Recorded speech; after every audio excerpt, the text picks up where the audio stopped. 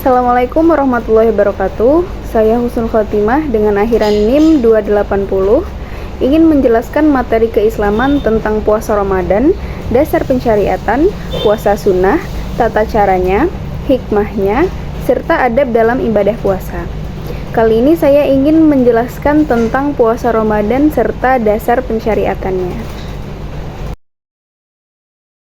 Puasa secara bahasa atau etimologi berasal dari kata saum yang berarti menahan diri atau berdiam diri.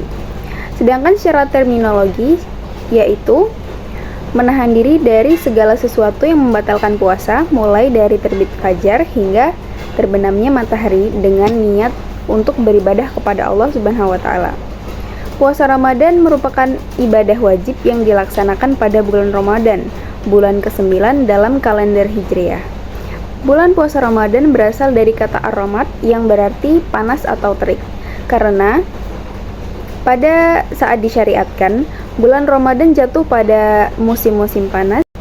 Hal ini berdasarkan firman Allah yang artinya, "Sesungguhnya aku bernazar, dia membisu karena Allah Ar-Rahman. Setelah aku menyatakan yang demikian, maka aku tidak akan berkata-kata kepada siapapun daripada kalangan manusia pada hari ini." Quran Surat Maryam ayat 26. Dasar hukum puasa Ramadan terdapat dalam hadis yang diriwayatkan oleh Abu Dawud yang artinya, dari Ibnu Umar ia berkata, orang-orang melihat terbitnya hilal awal bulan, lalu saya memberitahukan kepada Rasulullah bahwa saya melihatnya.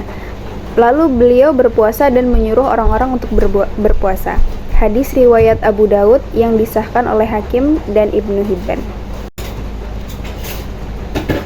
Para ulama telah bersepakat berijma bahwa puasa Ramadan adalah fardu ain atau kewajiban individual bagi setiap muslim yang memenuhi syarat.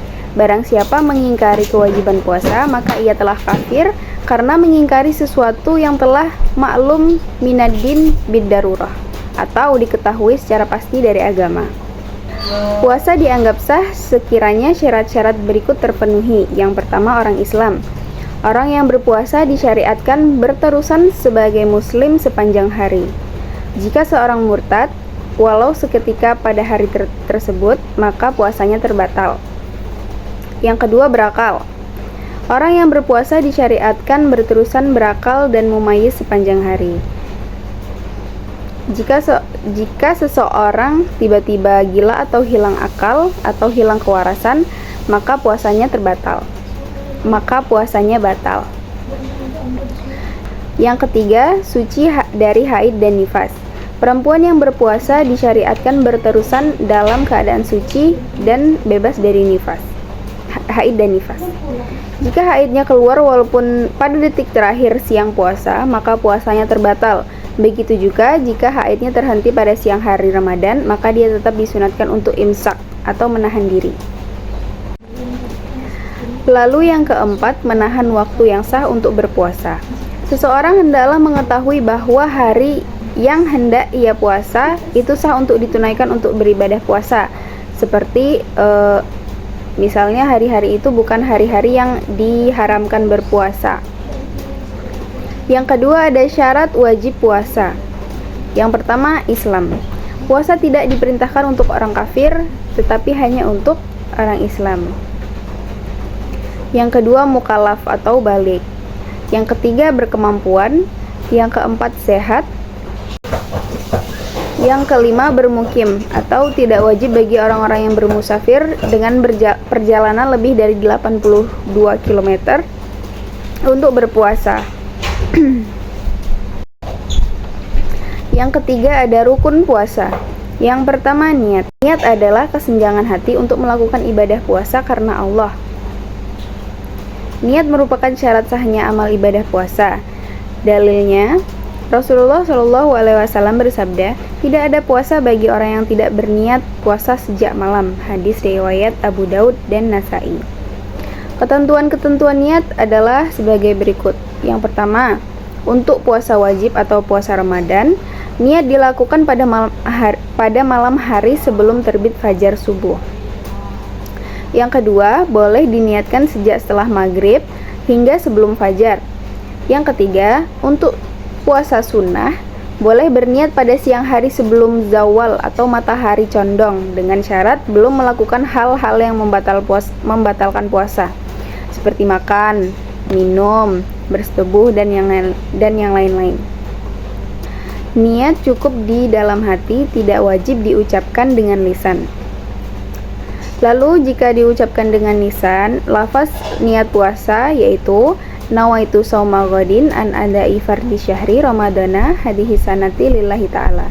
Saya niat berpuasa esok hari untuk menunaikan fardu Ramadan tahun ini karena Allah Ta'ala. Adapun tata cara menjalankan puasa Ramadan adalah yang pertama berniat. Yang kedua, setelah niat dilakukan pada malam hari, niat puasa Ramadan itu harus jelas dan menyatakan bahwa seorang muslim berniat untuk menjalankan puasa Ramadan. Setelah niat, yang sebaiknya hendak dilakukan adalah makan sahur sebagaimana dijelaskan pada hadis. Sahurlah kalian, maka sesungguhnya dalam sahur itu ada berkahnya. Hadis riwayat Bukhari.